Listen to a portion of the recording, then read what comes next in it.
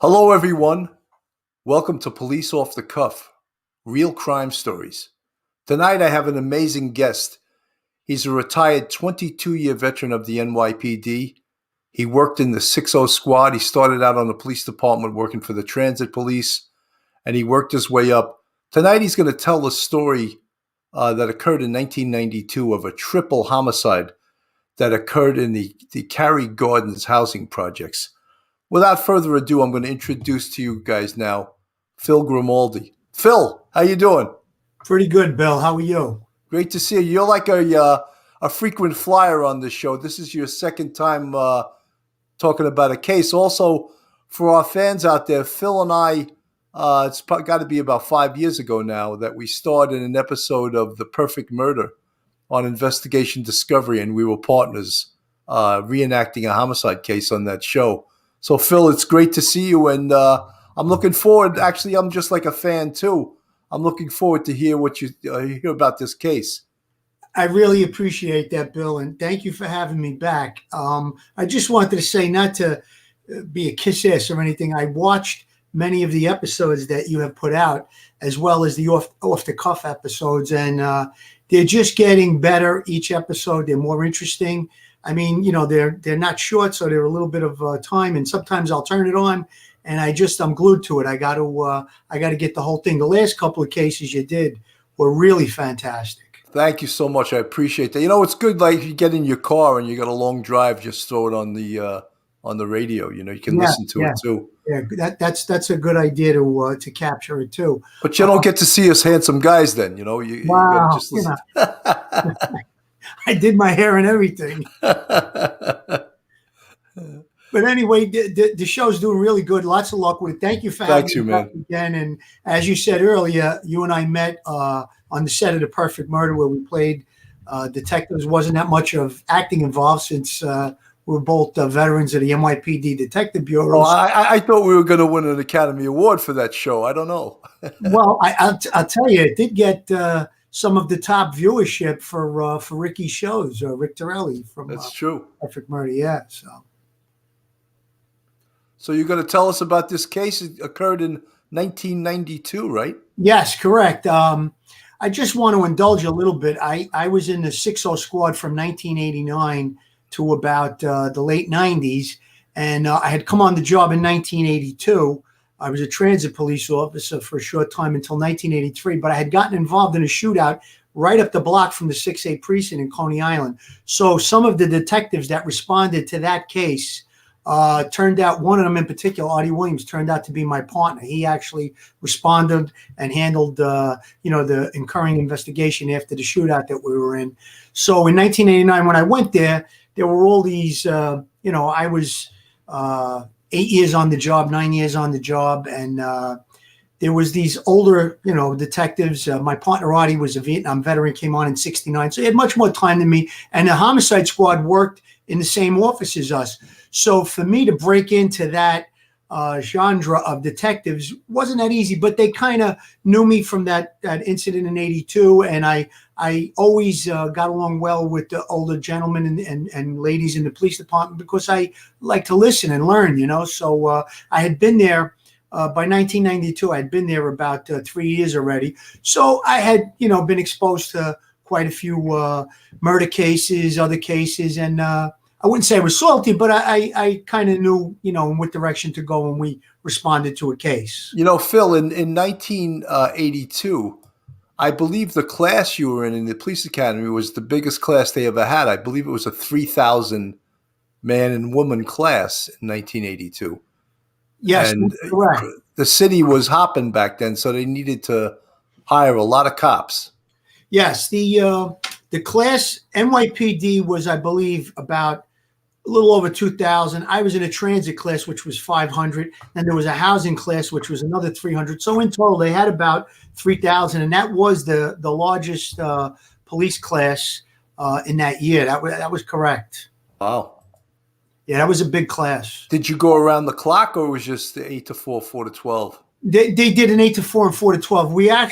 They converted. There was no room in the police academy. So normally the transit police at that time, when there were three different police departments, they would have the transit and housing guys go to the NYPD academy, but there was no room in the academy, such a large class.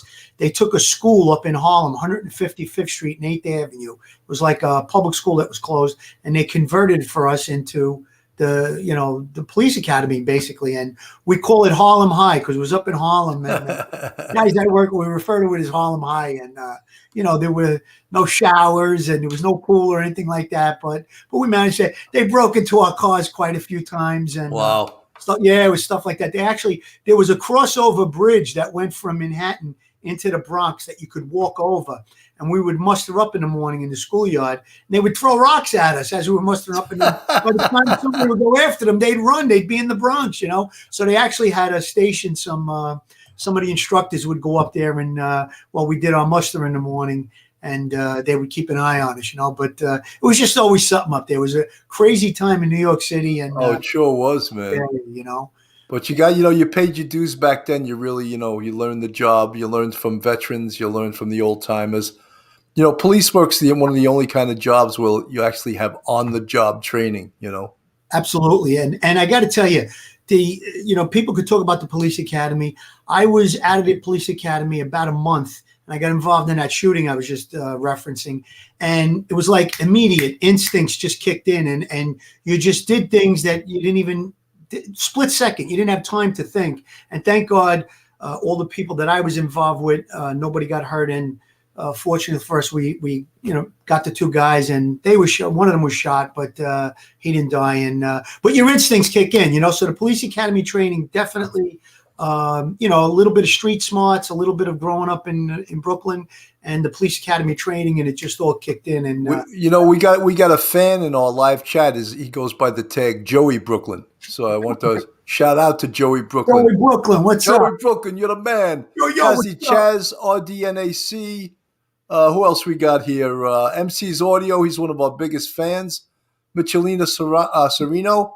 K-Jack Images. Who else we got? Blondie, 1025. Edward Anthony. Tim Acosta.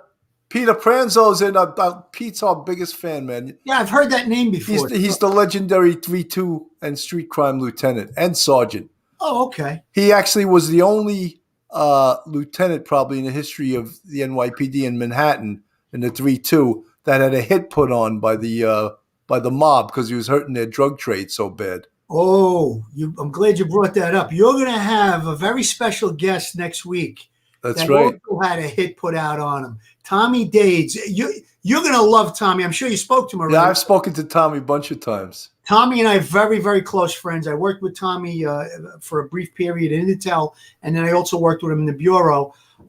Great guy, super cop. We only talk about a handful of super cops, and you had Mike Heinrichs, I consider a super cop, and Tommy Dades also a super cop. Tremendous detective. He had the mafia put a hit on him. They actually sat on his house and stuff, and but he got the guys that were involved in it. He tried to talk guys through it to lay off of his family. Didn't work out, and they wound up locking up all the guys. So they had a sit down, but the sit down went bad. Well, yeah, basically, I guess you could say that he tried to do it the right way, but he'll tell you all about that. I don't want to infringe on his. One of my old buddies from the 3-2 squad is on the air. Eddie Watkins. Eddie Watkins is also a karate expert, and he went on another law enforcement job down south. So he's got like 2 pensions. So Eddie's living large. Ed, God bless you, man. Thanks for showing up. Yeah. Listen, there's nothing like retirement after doing that time on the job. They say there's life after the job. There really is. Look what we're doing right now, That's for sure, man. But look, hey, we're telling the stories, these great stories. Yeah. Let me get into the story. Yeah, absolutely. I want to just give a little first, I got one question for you. Sure. Sambuca and a snifter. How many coffee beans? Yeah. That's the average. If you didn't answer that right, you would have failed the Italian test. That was black screen, right? I love that one. Yeah, that's a good one. I asked that of Chief Animoni. He was like, 3, of course. What do you mean? I was like, yeah, I love that.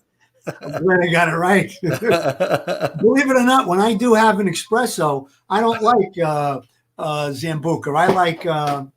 I like Anisette. Oh, okay. So So you don't have to worry. You don't put the coffee beans in there, right?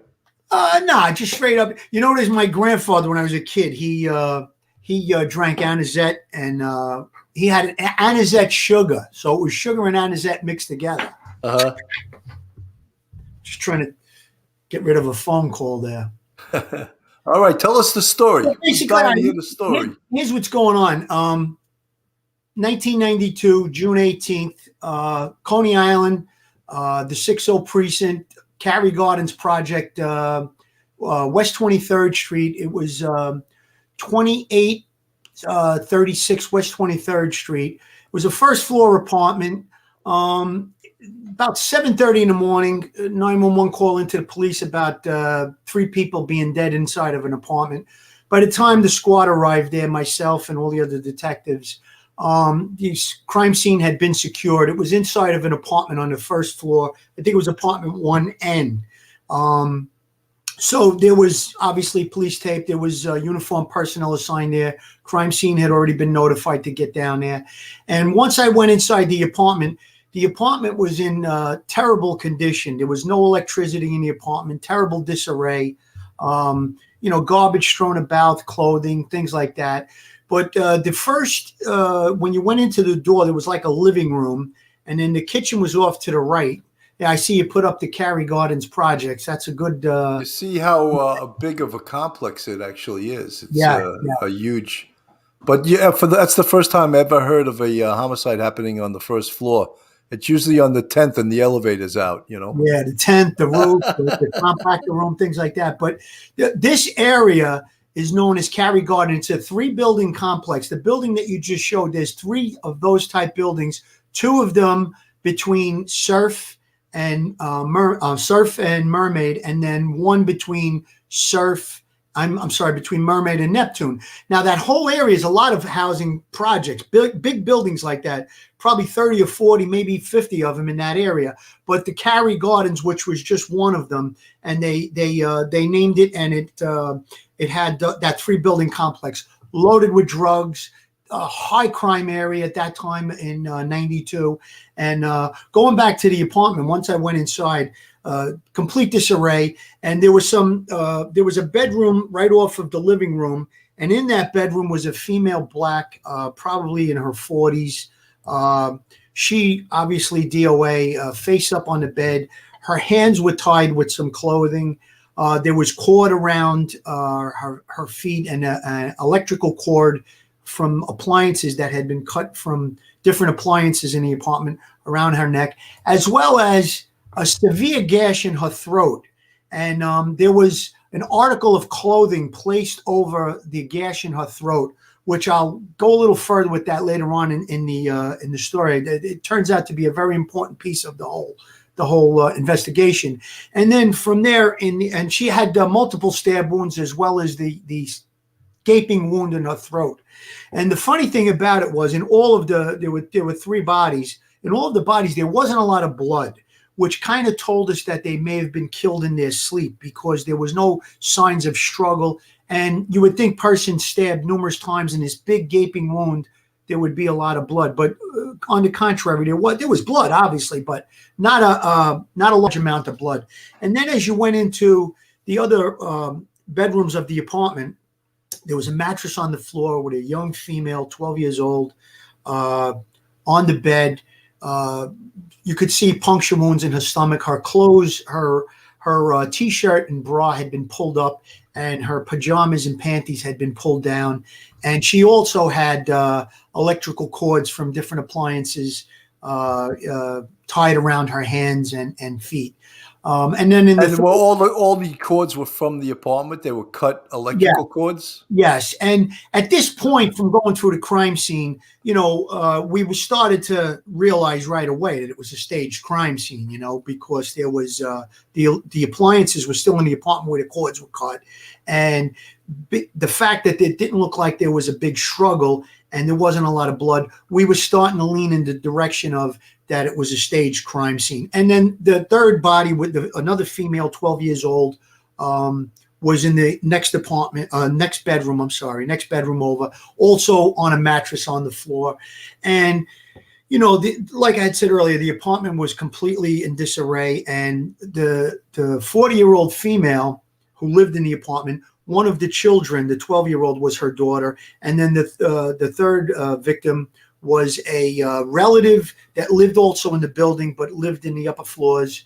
And John DiCarlo, who was the detective from the homicide squad, he passed away a few years back, John, but a terrific detective, also a Vietnam veteran, ex-Navy SEAL. He happened to notice and point out that the fact that there was this large wound in the first victim's throat, and there was an article of clothing placed over it, so to hide it, it indicated to us from our experience that possibly the perpetrator was known to the victim, and when they were staging the crime scene, moving the body, that he didn't want to look at this.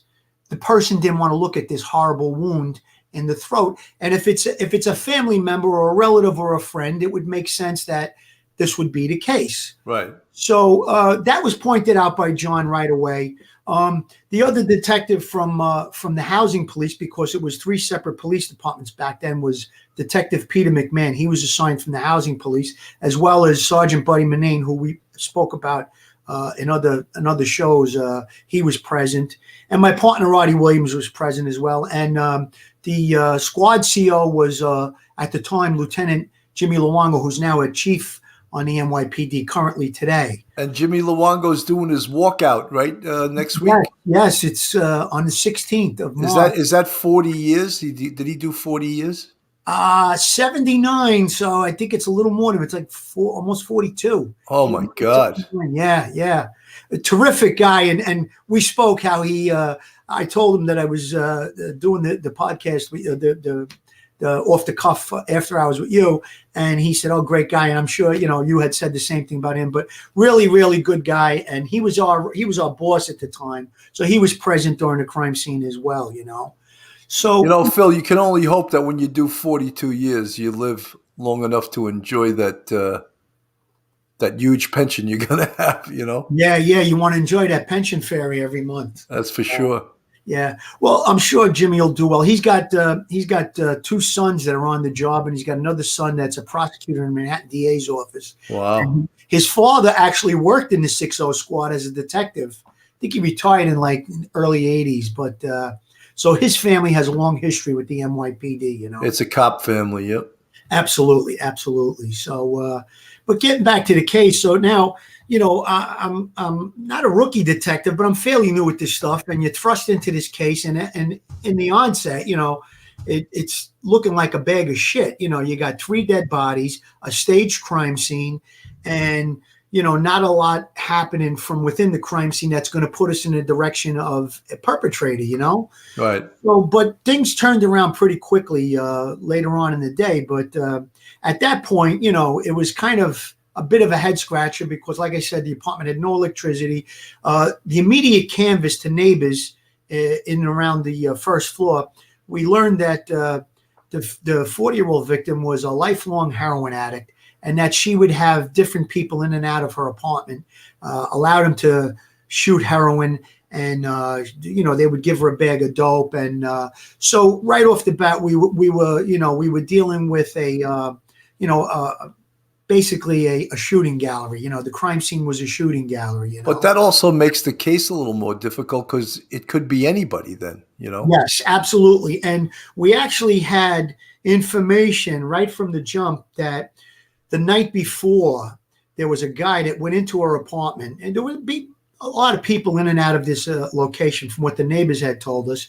And he apparently was upset that he had gotten a water shot from the victim, and they became involved in a dispute that turned physical and out into the hallway where, they were like fisticuffs, and then he went off and, he wasn't around, he left the building. Yeah. So we were thinking at first that he might've been the perpetrator. We were definitely going to look for him. We had gotten a pretty decent description of him.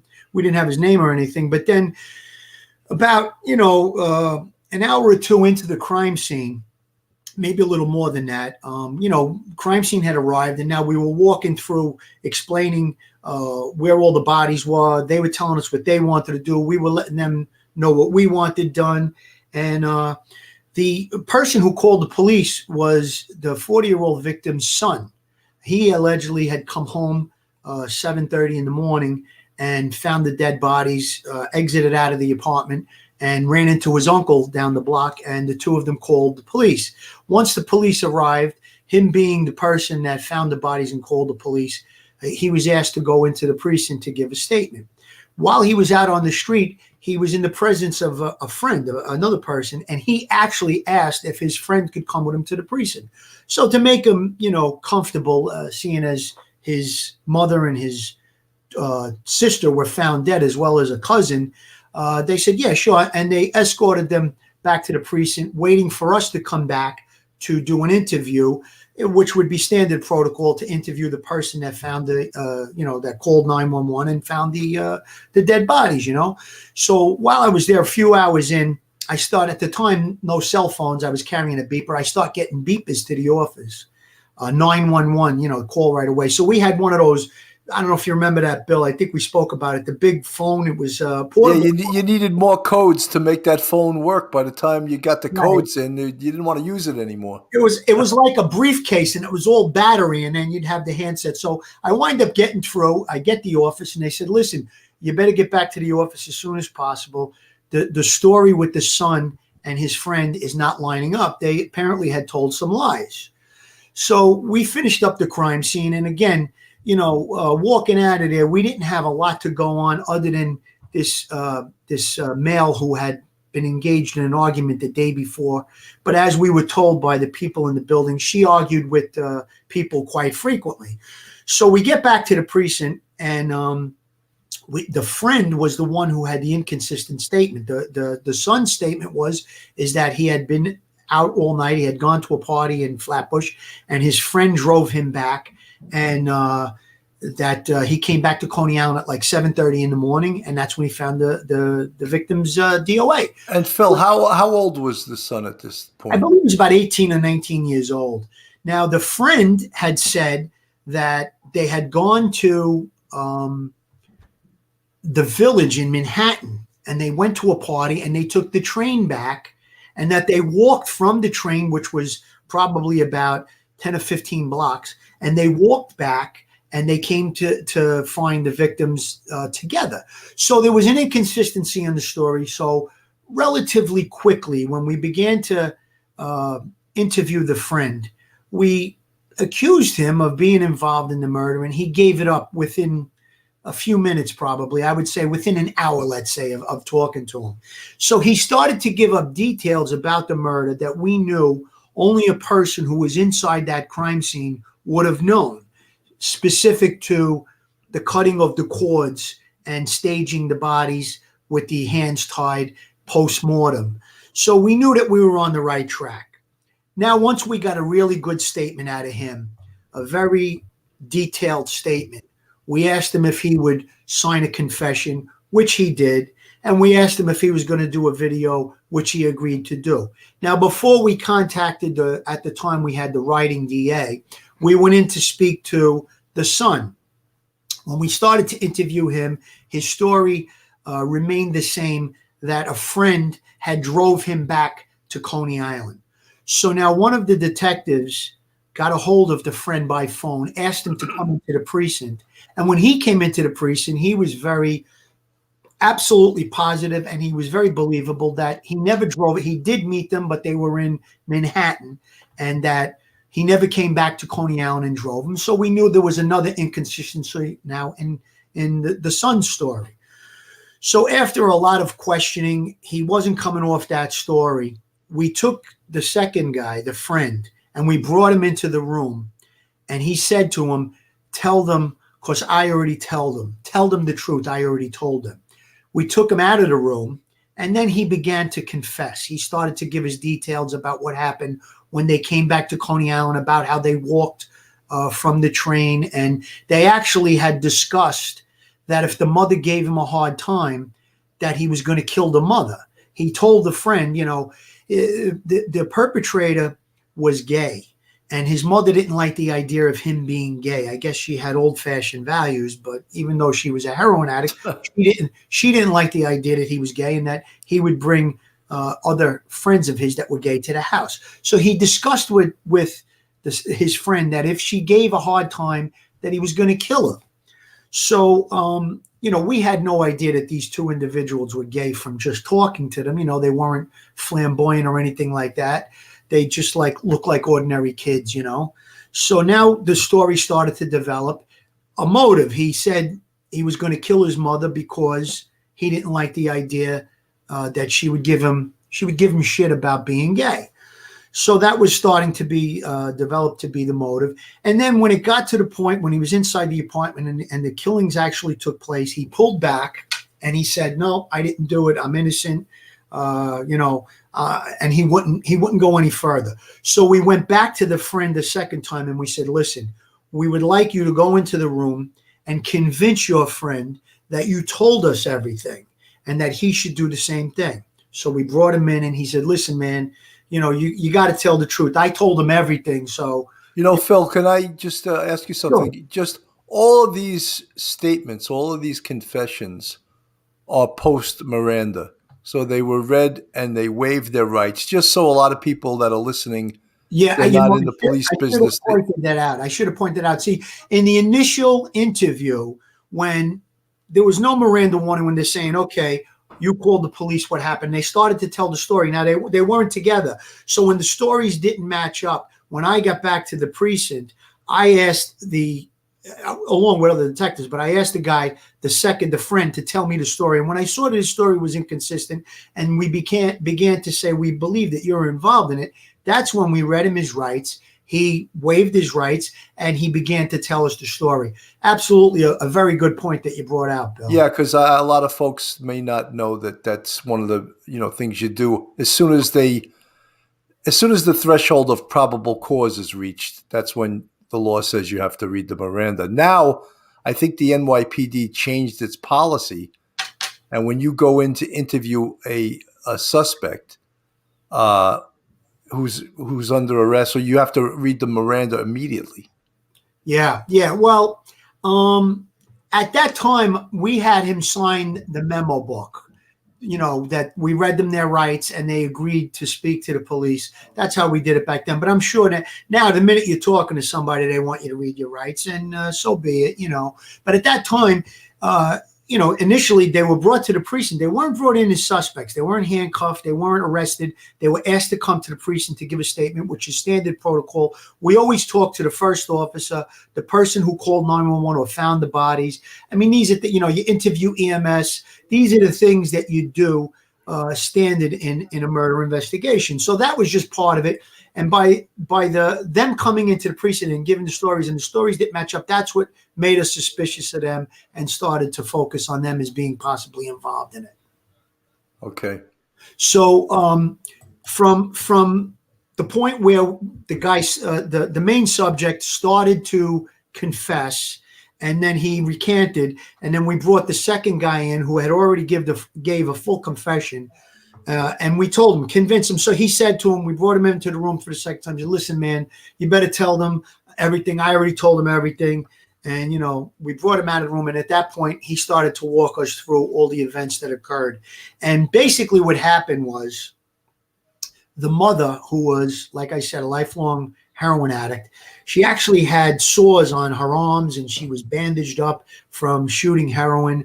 And she would sleep in a chair. She was probably 120 pounds or something to that effect. She wasn't a big woman, and basically emaciated from all the drug use in her life. And so when he went into the apartment, she would sleep in a chair in the first room, in the living room.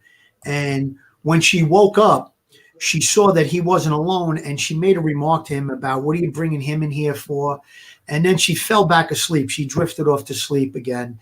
And he told the main perpetrator told his friend, "Hold her, I'm going to go get a knife."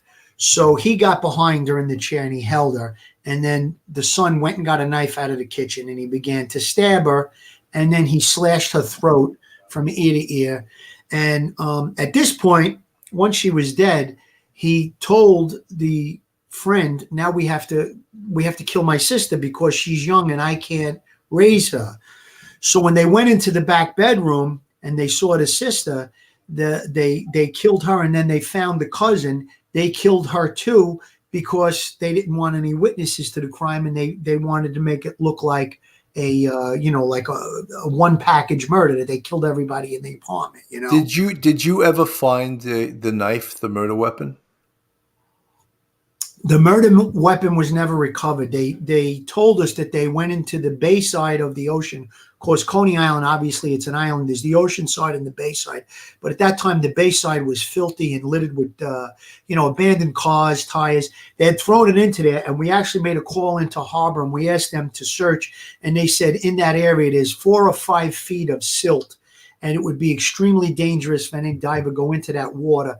So we never recovered the actual murder weapon. However, on the direction of Sergeant Buddy Manane, we took 2 knives that were recovered in the apartment. They were very similar, and it appeared that maybe the murder weapon, the wounds were consistent with possibly a kitchen-type steak knife. And we vouched 2 that were found in the apartment to use as a comparison. But the actual murder weapon was never recovered. You never found it. I just want to shout out to some of our live chatters. Cat in the Hat, Duty Ron is on the air. He says Phil Grimaldi's a legend. I was like, wow, how's he know that? Blondie 1025, Candy Scarrett, Cheated No More, Bill Ryan from Ryan Investigative Group. Oh, I know Bill Ryan. You know Bill Ryan, right? Yeah. Joey Brooklyn, of course. Oscar Ferrafino, another homicide sergeant from Oscar, you were from the Bronx, I believe, right? And, of course, Rachella Pranzo, RDNAC, Tim Acosta, Joan Guerrero, Peter Pranzo, of course, is here. Blondie 1025, Aaron Rodriguez, Detective Pat, a legend from the 2-3 squad, is here. 30-year veteran Detective Pat, who's also a veteran of the Police Off the Cuff show. He's a fan favorite. He was also on Perfect Murder, if I'm not mistaken. Yeah, he was also on The Perfect Murder. You're right.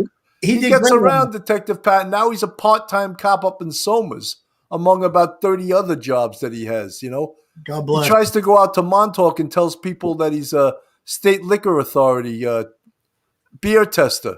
And then he tries 4 or 5 beers at the bar, doesn't pay, and says, all right, they're okay. It passed the test. I got to try that. I like that. That's a good little scam, right? Yeah. Folks, thanks everyone in the live chat. Thank you for coming to the show. Thanks for listening. Penny Sue. Here we have Phil Grimaldi, a retired NYPD 60 squad detective. He did 22 years on the job. Go ahead, Phil. Go back to your story. Sure. And I want to say thank you to the audience, too, because it's very nice that they're tuning in and listening, and they're interested in this type of stuff. But getting back to the story, so he started to walk us through what happened when they first got into the apartment and they killed the mother, and then they went and they killed the 2 little girls.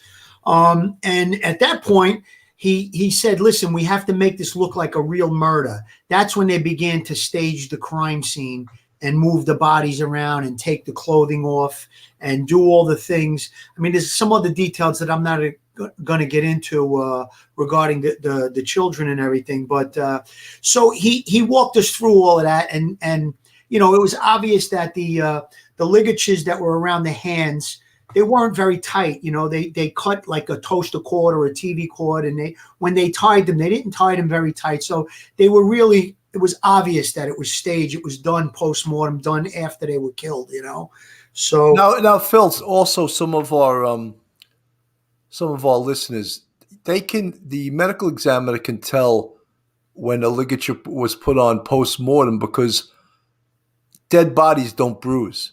So if someone puts a ligature on you and you're alive, that'll cause bruising. But if they put it on post-mortem, your body doesn't bruise. So that's how the medical examiner can tell that. And it's one of those little pathological tricks. I guess it's not a trick to a medical examiner, but that's how they would know whether or not it was, like, as you say, a staged crime scene. Right. Yeah. Yeah. All of these little things that we observe in crime scene, and over the years, we basically we learn it, from previous cases and stuff. But when you go to these in-service trainings and you go to the homicide course or the criminal investigators course, you're taught all of these things, and so we developed the theory that, based on the staged crime scene, like I had said, the clothing that was placed over the mom's throat, the 40-year-old woman's throat, that it might have been known to her, and now it was making sense. The son was confessing to the murder now, so it all fell into place, And the thing I try to state before, or I did state, was there wasn't a lot of blood. So when we had them in the precinct, they didn't have any blood on them. A lot of the stab wounds were sunken chest wounds, which they bled inside. But I think the fact that they were asleep when they were killed also had a lot to do with it, that they didn't bleed out. Did they cut themselves at all? No, they didn't have any marks on their hands or anything like that. No, it was just the person who did all the stabbing was the son. So the other guy basically was along for it, and he held the mother when they killed her, and then he helped move the bodies and stuff like that when they staged the crime scene. Now, how about, as far as you said, there wasn't a lot of blood? How about even in the apartment, bloody footprints? Were there bloody footprints? There were no bloody footprints because when the 40-year-old was killed, she was sitting in a chair. So she, like I said, she bled only a little bit, and it went into the chair, and then she was moved to a bed. So there wasn't a whole lot of blood on the floor and stuff like that. And then, to tell you the truth, the floor was covered with garbage, and there was a lot of crap around the apartment. Like I had said earlier, it was total disarray, no electricity, all of that.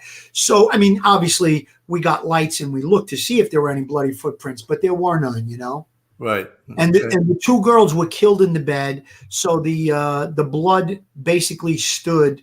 I don't think that they were moved around. The main subject, the 40-year-old woman, was moved from the chair, and she was placed across a bed. But the two girls were killed in the bed, and they just took their clothing off to make it look like there was a sexual component to the murder. They pulled up the shirts, the t-shirts and bras, and pulled down the panties and the pajamas, the pants, whatever they were wearing. So to make it look like a sexual, and the main perpetrator's friend said that he wanted to make it look like a real crime scene. So they told us all this in their confessions, Wow. Yeah. So, and then when we went back to the precinct and we had we did all the confessions and everything, then we had the writing district attorney come. And by that time, this all started at 8:00 in the morning. By that time, it was midnight. And the first guy, the friend, he made a confession written, and he signed it, and he did a videotape confession as well. And then the main perpetrator, he only did the written confession. And by the time, like I said, it was 12:00 at night, that the DA went on tape and said, listen, read him his rights. Would you like to have a lawyer? And he said, yeah, I'd like a lawyer. And he was all ready to confess. But the minute he asked for a lawyer, that was it. There was no more interviews. So, Wow. And then as the case went to the grand jury, obviously, and then went to, then when they were going to be prosecuted, the district attorney's office made a deal with the friend to testify against the main perpetrator. So the main perpetrator was the son of the son, 40-year-old woman, and his sister was one of the 12-year-olds, and the other 12-year-olds was his cousin. Yes, wow. Absolutely. The main victim was Annie Yarborough. I didn't mention their names. And then the other two girls were Siobhan Barnes and Latasha Knox. And the main perpetrator was Antonio Yarborough, and his friend was Sharif Wilson. I think you might even have a photograph of the walkout. Yeah, this is a very young Phil Grimaldi. Well, a lot darker hair. Yeah, darker hair. And the guy on the left is my partner, Artie Williams. And obviously the middle guy is the perpetrator. The date on that is actually, there was a court case recently where they sued us and stuff, and they put up the wrong date. It was actually June of 1992, Okay. but they're showing December. That was from Channel 7 News, I believe. So there was some litigation in the last few years, and that's what that was. And there's a picture of Phil Grimaldi in his TV debut on The Perfect Murder there. Who was that? You look pretty much the same in that one, right? Yeah, I think so. Not bad. Now, this obviously isn't the knife from the homicide, but it was probably a knife like this because you said it was a kitchen knife, correct? Yeah, it was. It was probably, that looks like a rather large knife. These knives. What we surmised were more of just a basic, like in a regular kitchen set of cutlery. There's Serrated like steak Yeah, knives. exactly, a serrated steak knife. That's the knives that we found. There were two of them. They matched, and we figured that the third was probably the murder weapon, but it had been thrown into the bay, so we never recovered it. Now, did they change their clothes after their walk? Say when they did, you surmise that they got rid of the murder weapon. Did they change their clothes? I don't think so. It never really came up. We looked to see if they had any blood on their clothing or anything like that, and they didn't. So it's a possibility, but I don't. The case is so long ago. I don't really remember. It's almost 30 years if they actually changed their clothes. I don't believe so. I don't remember that, but it was possible. Phil, what a lot of people don't realize now when we talk about 1992, this 1992 was pre-DNA. Yes. I believe the first actual DNA hit in New York City where they linked cases together was 1997. Right. So you were like 5 years away from that, and that was the first one. So after that, and of course what sped up the DNA technology was 9/11. Because they learned a hell of a lot about DNA and matching DNA and doing, I think it's called polymerase chain reaction, where they can take a small amount of DNA and replicate it and then get matches. So people, we were thinking about 1992, and you just talked about the cell phone that was like a combat radio, and they'd all show combat on TV, right? Right, exactly. Cell phones weren't a big thing, and the technology, even from the crime scene point of view, DNA wasn't yet, being used because it was at least 5 years away till they had the first hit in New York City. Anyway. Yeah, well, at the time in '92, the DNA that they were able to identify, or basically, they would be able to tell us that if it was human blood, non-human blood, and I believe they'd be able to tell you if it was male or female. They couldn't really, unless you had a person to match it to, they really couldn't say, 100% like they do today, or at great odds that this is the same person's blood, Yeah, I remember that, reading about the case, of the Ripper case in England, the one in 1972, I believe it was. They could only tell what type the blood was. Right. And like 50% of the population is O. Right. And then there's A and AB. And so as far as scientifically, it didn't help you that much. Right. So no, it's O blood. Yeah, but 50% of the population, you didn't really narrow the field too much, Yeah, yeah. Well, the DNA came into play later on down the line. I'll get into that in a couple of minutes, but I just wanted to get back to the prosecution part, because the one guy, the friend, Sharif Wilson, wound up testifying. Actually, he made a deal to testify. He went to the district attorney's office. He gave a full statement. He told him everything that happened. And then at the last minute, his lawyer decided, you know what, we're going to trial. We're not going to take the deal. They were going to shave a few years off of his sentence. So we went to trial on him. He was convicted. Then as soon as the trial was over, the district attorney went back to the defense attorney and said, listen, we'll take some more years off his sentence. Now that I think originally we were going to take 6 years off his sentence when he would have cooperated before the trial. Now after, they were going to take 3 years off his sentence. So he wound up testifying after he was convicted of the three murders, against the main subject, which was the son, which was Antonio. And he wound up, believe it or not, he had a hung jury the first time, and then at the second trial, he was convicted. And they both went off to jail. And then I think it was 2013, Antonio had written letters to the Innocence Project. There was DNA collected, obviously, and they tested the DNA that was collected. And under the mother's fingernail, there was some DNA that was an unknown person, and that same DNA was at another homicide of a prostitute down in the 7-2, but it was like 4 years after the 1992 murder while they were in jail.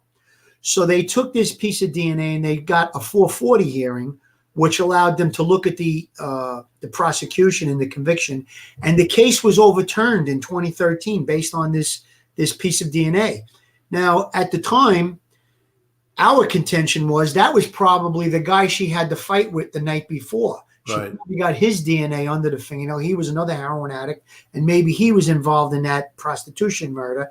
And, the convictions were, as far as the district attorney's office was concerned, they made a statement. They said, we didn't have any problem with the arrest. We didn't have any problem with the investigation or the prosecution and conviction. However, the standards of DNA today, we felt that there wouldn't be the same outcome if the case was tried again today. So they wound up overturning the conviction, and they allowed both of these perpetrators out of jail. And there was a subsequent lawsuit in about 2016, I believe it was. And they were both, actually one of them, the friend passed away 6 months out of jail. And they were both, his estate, they were both awarded about $16.5 to $17 million. Wow. Yeah, they used the word wrongful conviction. They used the word unlawful conviction. They try to turn it on the police department, on myself, and everyone involved in the case, and say that we targeted them for racism and gay bias and all these different things, which obviously weren't true. And the district attorney's office at the time, Thompson, he had just gotten, he had beat Hines, who was the previous district attorney in Brooklyn, and he released them like a day or two before his inauguration. So there was a political component in there too, I'm sure. But he didn't throw us under the bus as what happened with Louis Scarcella, Detective Louis Scarcella, who had a bunch of his cases overturned, and they really went to work on Louis, and the media really attacked him, and they basically try to say that he framed all of those suspects that were released. I think there were about 7 or 8 cases, and there was something that a detective by the name of Johnny Wild, who was a officer in the DEA, said, and relating to what's going on with Louis and all these overturned convictions. He says, the detectives don't arrest a person and drive him up to Attica. There's a whole process that we go through. There's absolutely. Yeah.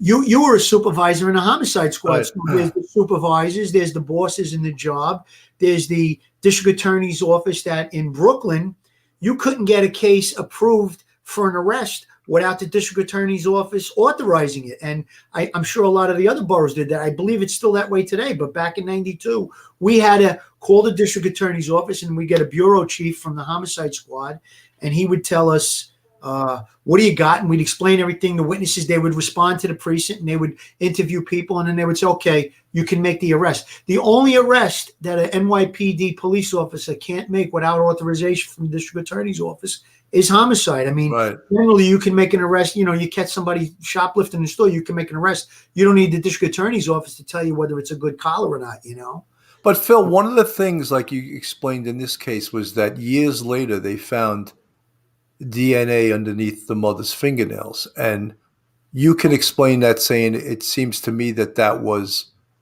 the male that she had gotten in the fight with.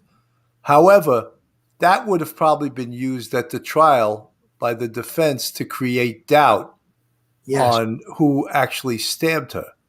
So that's probably the position that the district attorney's office is taking. Bill, I'm glad you brought that up, because some of the DNA samples that were recovered, there was touch DNA recovered from inside of the girl's pants or panties, I forget which, that matched the son.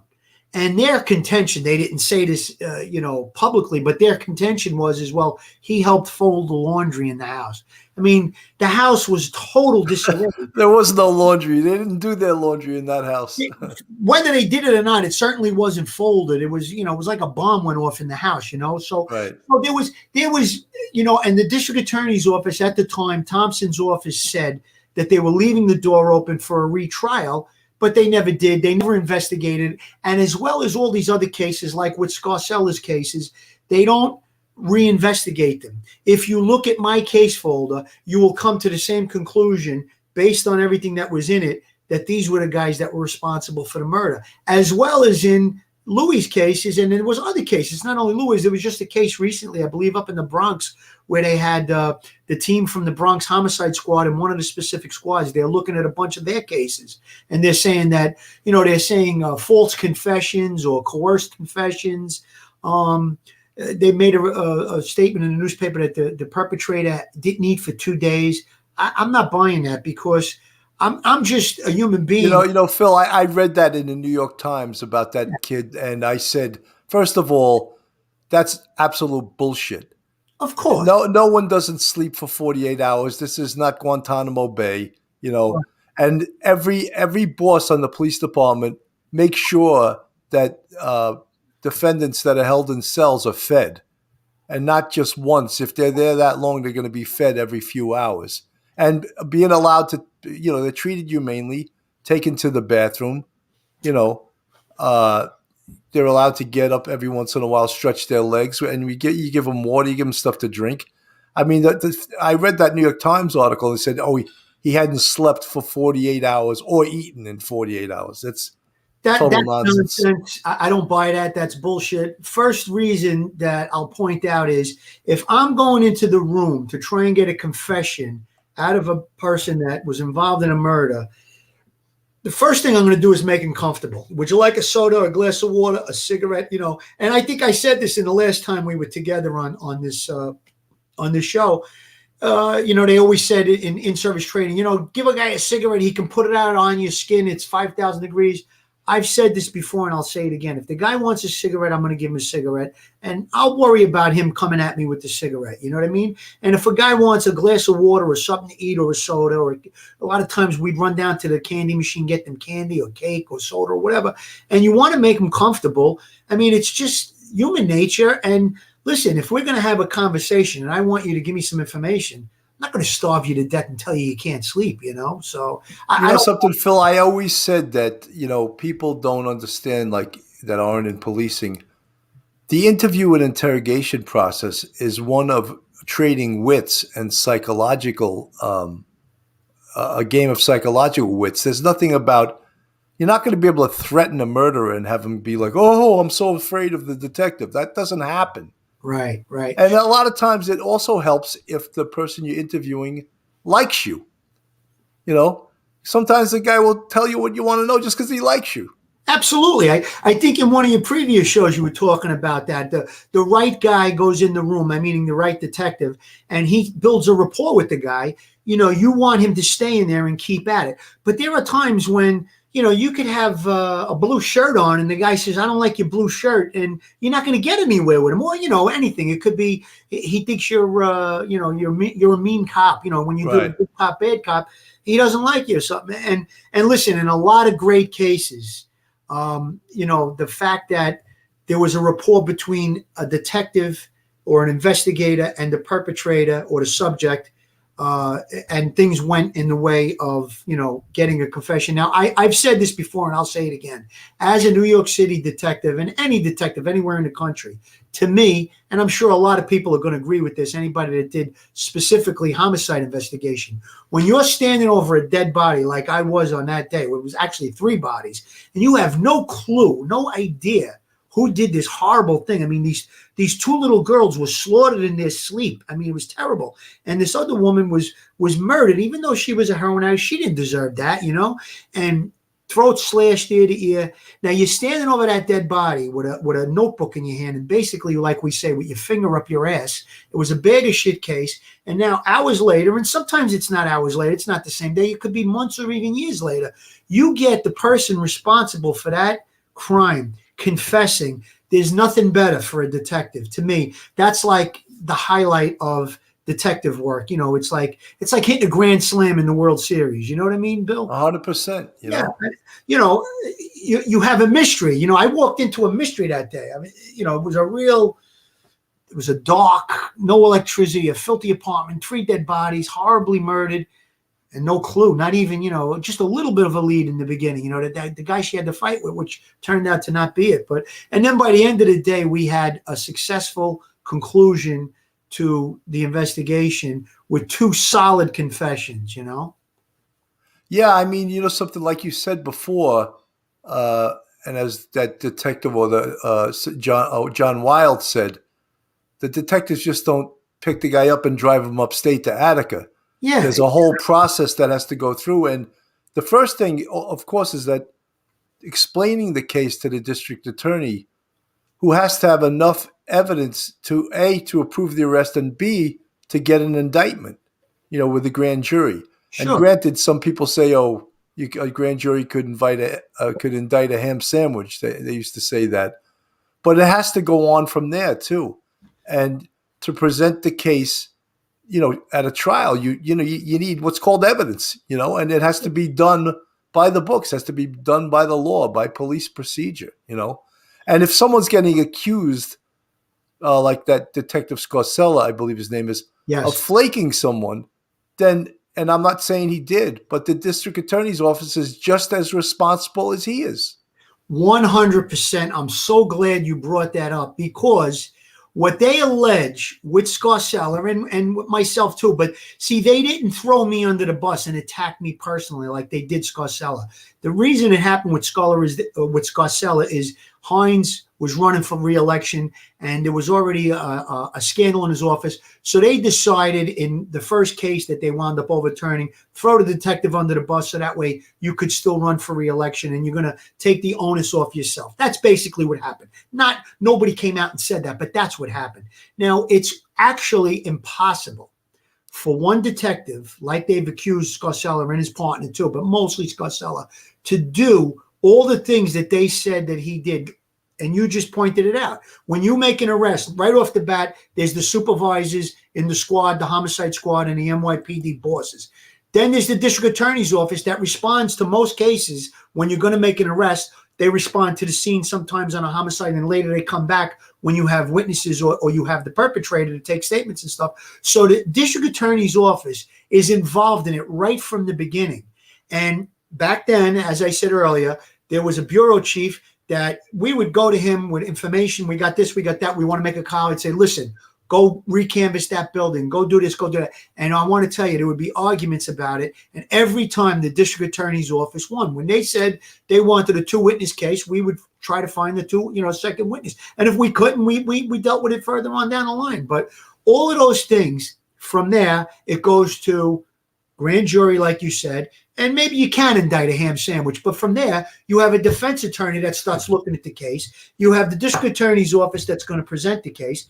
You have a judge. You have a jury. And at the end of the day, the judge oversees the case. The jury's found these people guilty. And at that time, in the 90s or the 80s or whenever any of these cases took place, mine was 92, Scarcella's were in the 80s. And I believe the most recent cases for Scarcella in the 90s, but there was also a case in the Bronx, which was maybe 20 years ago. So you can look at those cases today and turn around and say, well, this wasn't done or that wasn't done, or we didn't have the ability to do those things. And you could say, let's overturn the case and, let the guy out of jail and give him $5 million. Doesn't mean he's not the perpetrator, but they say, well, it was an improper conviction. But you know something, Phil, it's probably almost impossible to take a case that occurred 20 years ago and to re-prosecute it because the witnesses are gone. The feeling psychologically of the witnesses and of the people, state of New York, is, oh, he already did 20 years. We're not going through this again. So they're ready to hold up their hands and say, okay, you beat us. There was a case, and you probably remember this case. We called it the Brian Watkins moment. That was the kid that was in Manhattan with his family. They came here from Utah, and they were going to the U.S. Open and his mother was robbed on the subway in Times Square, he came to her aid and was stabbed to death. One of the perpetrators who confessed 20 years later, all of a sudden they find witnesses and say, oh, he didn't do this. And now he's like a saint that had nothing to do with this case. And they're finding witnesses, exculpatory witnesses, for him to say that, oh, he was up on the platform when this happened. He wasn't near this, you know. You know, Bill, doesn't that just make you a little bit suspicious of maybe there's some type of reason that these people are changing their stories? You know, at the end of the day, now, I'm not going to cast any aspersions on anybody, but it kind of makes sense. At the end of the day, if a guy's sitting in jail for 20 years and a witness changes his story and he gets out and he gets $10 million, maybe somebody's handing the witness some money. You know, I mean, potentially. It's but not. I don't know how a witness all of a sudden changes the story after 20 years. How does that happen? You know, in one of Scarcella's cases, recent, there were 4 witnesses, and they were still all alive, and they still all said that the perpetrator who was in jail was the one that committed the murder. And they sent the district attorney's office tried to fight it and said, no, we think this is a good case. You know, there were other cases that they overturned the district attorney's office, or they didn't fight. This one they fought. They took it to the appellate court, and the appellate court said, no. Based on the fact, didn't look at the details of the case that there were 4 witnesses. No. The fact that Scarcella was involved in it, that alone calls for an overturning, a vacating of the conviction, or an overturning of the conviction based on his past practices. Now, so they're saying now that he's unswearable now. Well, he did say in open court, I think he was on the Dr. Phil show years ago, and he said that he doesn't play by the rules, but he stays within the boundaries of the law. Now, what he meant by that, and I'm sure you know it, if I go into a room to do an interview, and all of his cases were based on, that he got the confession. Now, some of the cases were overturned. He was just present. He was in the room, or he was in the squad when they did a lineup, and his name went on a DD5, and they overturned the case. So they really, really did the wrong thing with Louis, and they did the wrong thing with those cases. But getting back to what I was saying, I lost my train of thought, but the cases that they overturned with him, they could have easily been retried, and they didn't. And they're giving paydays out to these attorneys and to these perpetrators, and I really think it's unfair, and I think it's unjust. I think, though, when you hear that, a lot of people, at least the public, hears that, oh, this guy spent 20 years in prison for a crime he didn't commit. I mean, I did police work for 27 years. I'm always very, very suspect of that. That all of a sudden, oh, he's exonerated. He totally didn't do it. Who realized this, And then you see, of course, the Innocence Project is attached to it. They put, 22 attorneys on it and had some people recant their testimony or whatever, It's funny you brought that up, because in 2016, I was served with a lawsuit, and I had to go to a deposition, and it was the Innocence Project, Barry Scheck's office was where they held it. And on the perpetrator's side, the 2 perps, they had 7 attorneys, and I just had the city's attorney. And you had Jacoby and Myers. Yeah, basically. I mean, I had a city attorney. I had one gentleman. He was a pretty good guy. I mean, he was pretty green. He was a new attorney and all. I don't know how much time he had in the office, in the corporation counsel's office, but it was a federal lawsuit, and they rip into you, and they don't hold no punches, and you're talking about millions of dollars. A law firm, my guys on my case, they were awarded, like I said, almost $17 million. A third of that goes to the attorneys. You're talking millions of dollars, Right. So it's good incentive to uncover, newfound witnesses and they attack the credibility of the investigators, And the thing is that you have to, even though you're retired, you have to cooperate, because the city is defending you and a potential lawsuit. Well, your name's on the lawsuit. Is there any potential that you could have to pay some of the damages? I'm so glad you brought that up, because there's several things that most of us whether active or retired, don't really know. You think, all right, I'm going to be indemnified by the city. I found out through this lawsuit that when they called me and they contacted me to come down, they weren't representing me right off the bat. They wanted to hear my story first and what I knew about the case. And they went through the case folder. And then after, an interview with them for 3 hours, they slid a piece of paper across the desk to me and they said, okay, sign this. I go, what's this? They go, that's the request for us to represent you in this lawsuit. I said, well, don't you have to? And they said, absolutely not. They said, if we didn't like what you told us, if you told us something that we thought you acted maliciously or with bad intent, you'd have to get your own attorney. That's number one. The second thing is I was named on a federal lawsuit, and they told me, they said, casually, they said, by the way, are you in the process of buying any property or anything like that? Or are you going for a new mortgage? I was like, no, why? They said, well, you're named in a lawsuit. If they do a credit report on you, it's going to pop up and you may have difficulty getting a mortgage or being able to, purchase property. So that was another thing. And then I was told a third thing, that even though the city was going to indemnify me, they didn't think we did anything wrong, me or any of the detectives. If it was to go to trial, now it was settled out of court. And this is very important that everybody that's in law enforcement should really hear this.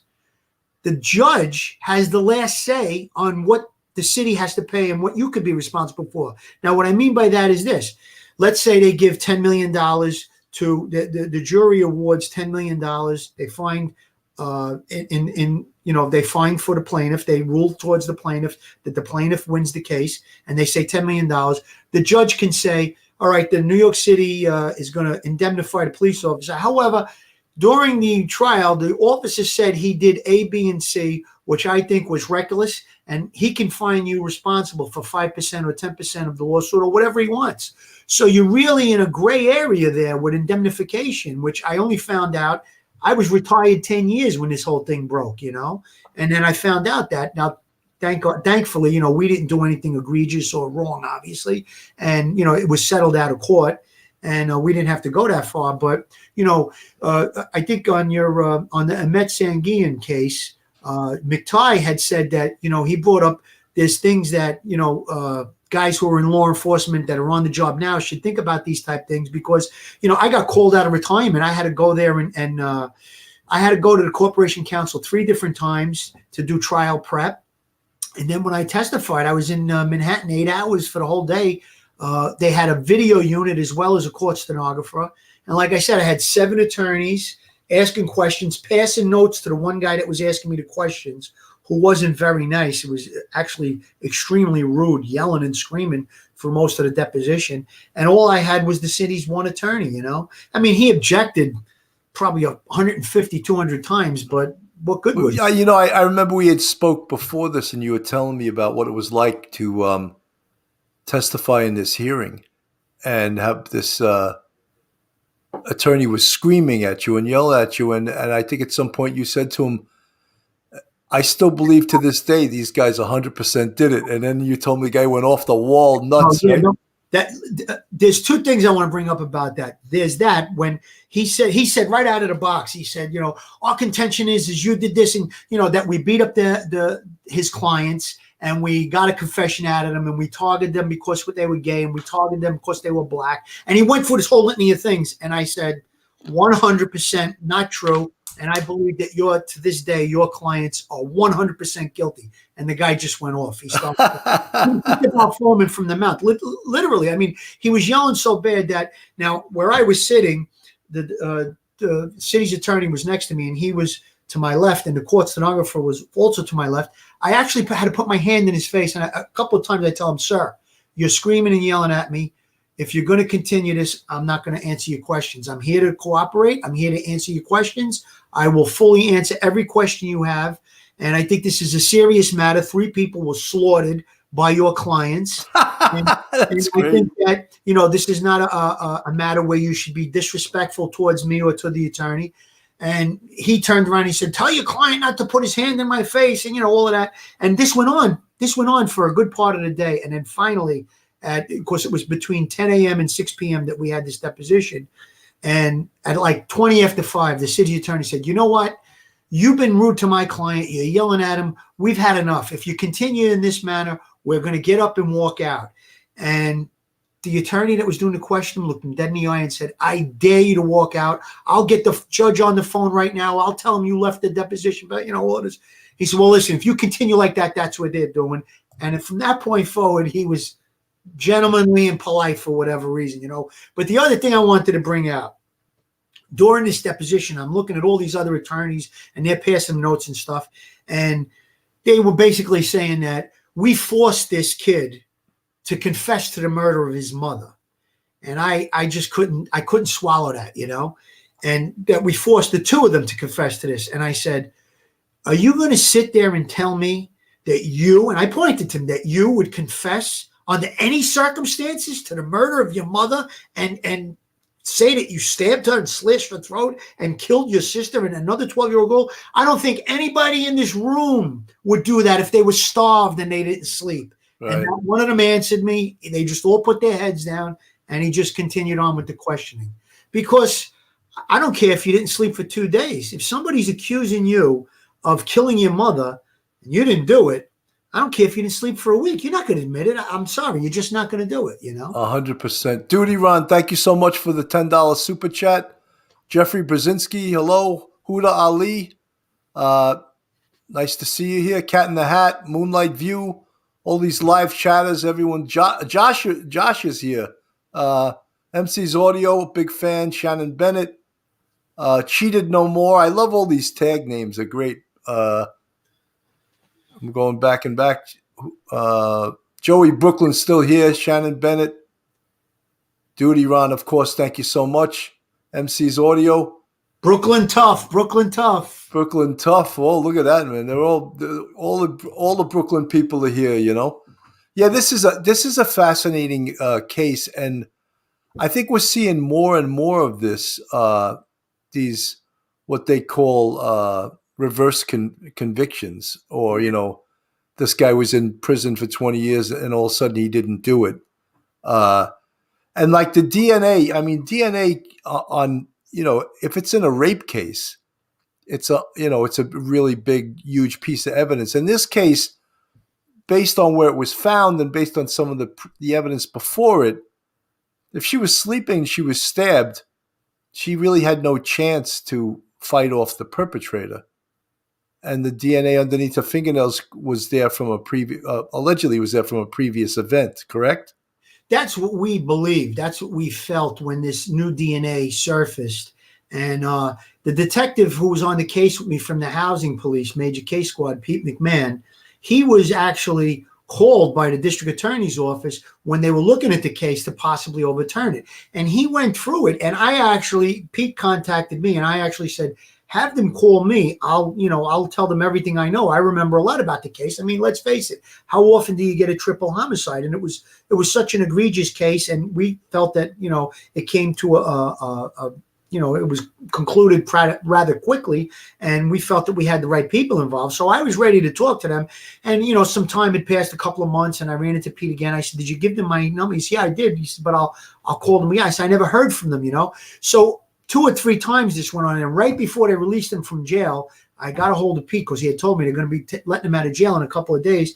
And he called back to the district attorney's office, and they said, listen, we reviewed the case. We don't think there's anything that Phil Grimaldi could add to this case, even though I was the assigned detective. So, it is what it is, basically. And they released him from jail, and, it's the thing that bothered me the most was this. When they first released him, naturally, your integrity is called into question. And, I was retired 10 years, like I said, and I was having trouble with it. Like, how could they let these guys out of jail? There came a point I actually second guessed myself for a second and said, well, maybe. And then when I looked at everything and I said, no, these are the guys, But the thing that bothered me the most is that there were 2 12-year-old kids asleep, as well as the 40-year-old woman, but 2 babies, basically. They were slaughtered, and these guys got out of jail and were given almost $17 million. I mean, wow. It's horrible. It's just horrible, That's unbelievable. Yeah. Aaron Rodriguez, thank you so much for the 1999 super chat. You're the man. I appreciate it, buddy. Thank you so much. And Phil, I think someone was here who's related to you. I just saw that. Frank Whalen. No, not Frank Whalen. Nick Grimm. Nick Grimm. Is he your cousin? That's my brother. Your brother, Phil's Yeah. brother Nick. Does he look just like you? Yeah, kind of. Yeah, we get. It's obvious we're brothers. Well, Nick wasn't on the job, was he? No, he wasn't. He's much taller than me. He's like 6'2". He's a big guy, but Oh, okay, he cool. kicked the shit out of me when we were little. That's great. Does anyone from the live chat have any questions for Phil? Cheated no more. Thank you so much for the $5 super chat. Really appreciate it. No one has any questions for Phil? You can even ask him about the sambuca if you want. How many beans in a sambuca? I like that, Billy. I really. I should I should have asked Lieutenant Pranzo that. I know he'd know that answer. You know. Yeah. Huda Ali, thank you so much for the 10-pound super chat. Appreciate it. You know, you said something also, Phil, about these testifying in these cases. And just, I mean, the stress of it, being off the job for 10 years and getting called back into the mix, it's almost like you're saying, wow, I'm off this job. I still got to respond to this, you know? Yeah, you really don't have a choice because they were given $3.4 million apiece from the Attorney General's office when they were first released. The Attorney General, his name escapes me. It was before Letitia James. He actually had to step down. He had like a sex scandal, but he gave them. They served a lawsuit on the state because there's two different lawsuits when somebody's held in jail like this for a long time and they say it's a wrongful conviction. They sue whoever prosecuted as well as the police department, but they sue the state too, and the state has a fund. So he took $3.4 million and gave it to them. So they used that money to hire all these attorneys. They had the video unit when we did the deposition and everything, and they hired investigators. I had investigators in my neighborhood, trying to follow me and stuff. But when they served us with the lawsuit, they got myself and everybody else involved, and they even got a guy down in Florida, all at the same time between 6:30 and 7 p.m. on a Friday night. So they really went out of their way to coordinate that, to serve us all at once. And it was to rattle us. Right. It was done to rattle. And when I was called in to testify, it was a few days before Christmas. I was actually going to testify on December 20th. And I said, I might have plans when in the days leading up. And they said, well, if he doesn't come on the 20th, we'll take him on the Friday before. It was because it was a Monday, So I wound up going on the 20th, and it was done intentionally right before Christmas, just to try and rattle me. But myself, as a retired detective, and I still feel like I'm a detective. It's in my blood. I'll always be a cop. And when this whole thing happened and I saw that I was going to have to testify, I went to the Corporation Counsel's office, like I said, on 3 different occasions, spent a few hours each time, kind of, caught up on the case folder and stuff. And I was ready for them. I also was afforded the opportunity for my partner testified, and, he went first. So now, I wasn't allowed to discuss with him the case of what transpired, but the Corporation Counsel attorney didn't tell me what they asked him, but he kind of gave me an idea of where they were going to be going. They're going to ask you this. He didn't tell me that's what they asked Artie, but, I kind of got an idea. Right. So I was prepared for it. You know what I mean? I went in there strong, and when they tried to knock me down and say, you hit my clients, you forced a confession at them, this and that, I hit right back and said, no, your clients are guilty. They slaughtered 3 people. I kept going back with that. Right. And there was a few different things, a few different things. But I got to tell you, now, before the deposition, in between the time that they were released from jail, and then it was probably about 6 months later, the deposition was a couple of years after they were released. I'm in the gym one day, and I see, they had the TVs on, but you don't hear the sound. And I see like Channel 7 News, and I see, wrongfully convicted, blah, blah, blah, and I see the girl's name, and it was Sharif Wilson's sister. And she's there, and I'm reading, they got the captioning, the closed captioning. I'm reading, yeah, the detectives, they went after my brother because he was gay. They beat a confession out of my brother. They targeted him because he was black. And I got to tell you, I became friends with Louis Scarcella because of the overturned conviction, because it had happened to him and it happened to me, and somebody put us together and we were talking. And I got a knot in my stomach that day. Now, they didn't mention me by name, but when they said the detectives did A, B, and C. Right. It was a knot in my stomach. And I said, now I have 0.5% what Louis going through, that they had him on the front page of the paper hundreds of times, calling him disgraced detective, rogue detective, all of these things, which were completely untrue and actually quite impossible for him to have done. And we went through that earlier with all the steps and all the checks and balances. So they really did the job on him. I sympathize with Louis, and it's just unfortunate what happened. But now it's going. The onus seems to be off of him, and now it's on these guys up in the Bronx, and it's going to go somewhere else. It became the new slip and fall for these attorneys because you get a guy out of jail that did any substantial amount of time. This is another thing that the Corporation Counsel told me. They have a formula when they're going to settle a case, as opposed to go to trial. For every year that the perpetrator's been in jail, they'll agree to $250,000 or less per year. So if the guy did 10 years, that's $2.5 million. And if they get $2 million, it's like a win for them. Oh, we only spent $2 million on this case. But a lot of times it'll go way above that. It'll go 7, 8, 10. On my case, the city gave $13 million to each of the perpetrators. Maybe it was 13. I think it was 13 and a half, $13.5 million. Wow. And the state gave $3.4 million to each one of them. I can't think of that guy's name, the former attorney. Elliot Spitzer. No, it was after Spitzer. Spitzer, he was client number 9 or whatever. But no, it was after him. I can't think of the guy's name. I wish somebody on the Facebook Live would Moonlight View, thank you for the $5 super chat. And Duty Ron, again, thank you for the $10 super chat. You guys have been so amazing. Huda Ali, you asked the question, was wondering if forensic evidence was as good in 1992 as it is now. Well, DNA wasn't really at the forefront back then. And in this case, the forensic evidence didn't really come into play as much because they didn't recover the murder weapon, nor did they recover the clothing on the perpetrators. So I don't know forensically what they actually recovered in this case. Well, naturally in those days, like you said, the DNA wasn't up to the standards and the par of today, where you could take a touch DNA or actual droplet of blood and you get a direct hit and stuff. They put it in a database and it'll pop on anybody that's in there.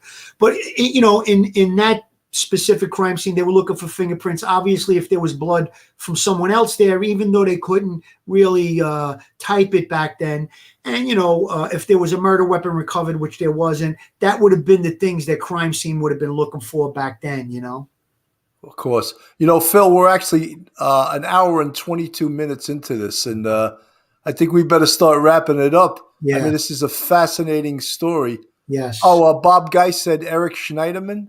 Was it Schneiderman? Schneiderman, that's the guy. Schneiderman, he was trying, he was setting himself up for some other political office, probably governor at the time. Right. He jumped in and says, I'm going to right the wrong of these poor individuals. And he, gave out, they said it was one of the quickest settlements of a lawsuit in New York State history. I think it was like 90 days before he had settled. Barely read the thing, and he handed them 3.4 apiece, But whatever, that's politics for you. Phil, one last question. Someone wants to know, where do you get your haircut? Listen, I use a lot of gel. That's all I'm going to say. Phil, you were so good on this show that Duty Ron, right on the live chat, wants you to come on his show. Anytime. I'd be a pleasure to do it. It'd be a pleasure. He's excellent. He's a great guest. He's a great. Well, you can see why he's a great detective. He knows how to articulate all the things that he did, all the things that he believes in. He's just a. Hey, you didn't use a lot of Italian hand movement either. Actually, I'm sitting on my hands. That's great. Got the 3 beans up. That's right. You had the 3 beans in the Sambuca. Yeah. Folks, this was a fascinating case. This is the second time Phil Grimaldi's been on Police Off the Cuff Real Crime Stories. He's a great detective, great friend. We actually did a TV show together. We're hoping maybe to get another TV show one of these days if the Perfect Murder Crew ever comes back, right? Yeah. But, we got to get on Ricky and Kevin. I'm sure they're working on something, I hope so. So, Yeah. Phil, you have anything you want to plug? Any last words before we say goodbye? Honestly, I'd like to plug this show and your other show, Off the Cuff. I find them very entertaining. Like I said before, I learned some things about when you had O'Keefe on from Washington Heights about the difference between the gasoline and the alcohol-based accelerants. I thought that was pretty cool. And listen, it's you're going to have Tommy on, Tommy Dades. Tommy Dades, the 9th, Tuesday the 9th. He's fantastic. I'm so looking forward to that. Organized crime expert, as they say. I always compared Buddy Manane to a walking computer with the housing projects, and he really was. And just all around, he was a great. He was like a computer. Tommy's the same way with organized crime. You're gonna be fascinated by him. And his partner in crime, as they say, was a bureau chief from the Brooklyn DA's office. I'd be remiss not to mention him. Joe Ponzi, who's one of my closest friends, my dearest friends. I'm distantly related to Joe, and him and Tommy did some great things together. I'm going to let Tommy tell you all about it. Joe Ponzi from the Brooklyn DA's office, Tommy Dades. Look out for that show. You're going to love it.